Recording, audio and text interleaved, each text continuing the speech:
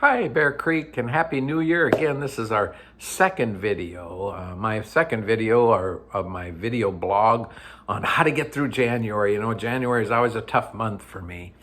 And I think it's a tough month for a lot of people. I was talking to somebody just yesterday who was talking about how hard the holidays were for them. They have lost their spouse, and they were just saying, you know, it just comes back up so raw at that time, and it's just a difficult time to get through. And she also said she thought that we're all going through tough times, especially after COVID. We just haven't found our gear yet. And I think she's right.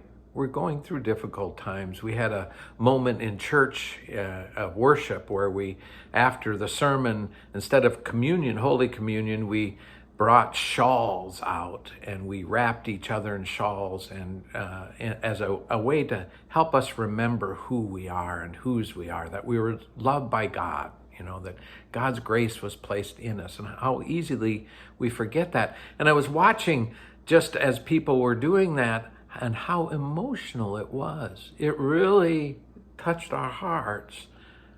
We were remembering again and we had forgotten. So easy to do, isn't it? I remember coming to South Dakota after seminary. I went to seminary at Perkins School of Theology at SMU campus in Dallas, Texas. And when I came back, during the time I was at seminary, my dad had passed away. And so I'd kind of put that aside, you know, seminary. I was digging into that and really going pretty hard with it. And so I'd pushed it aside. And so when I came back to the Dakotas, back home to my homeland, I just was overwhelmed with these grief bombs sometimes. And they just would come, and I had a lot of stuff going on. I was first-time pastor, I had children, I was trying to be a good spouse, wasn't doing so good at that sometimes. And I was overwhelmed. And I remember going one January to a retreat for pastors. And it was for our district, and there were quite a few of the pastors there. I was nervous. It was the first time really I had gathered around these pastors. I didn't know who they were very much. I knew Dad knew who they were, some of them anyway. And I remember as I was getting in line for the first meal, feeling kind of out of place, right behind me was an older gentleman named Rod Gist. He knew my dad well.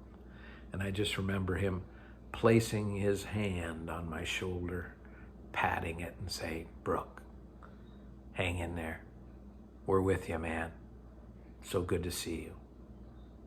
That little gesture got me through all of January that year. It got me through to Lent and Easter, you know. And really, I think that's one of the things we need to realize, and we have to do it safely and responsibly and respectfully. But is there someone you could place your hand on their shoulder? Encourage them. Touch is important in our world, and I know it's a difficult journey, but is there a way we as human beings, as people of God, can be light in someone else's life? Sometimes it is just a gentle touch on the shoulder. And so who can you do that to today? Who can you help and encourage? Who can you be with? And how can you do it? I encourage you to do it. It's so important. And actually, I think it inspires us as well. Well, have a great day. Thanks again.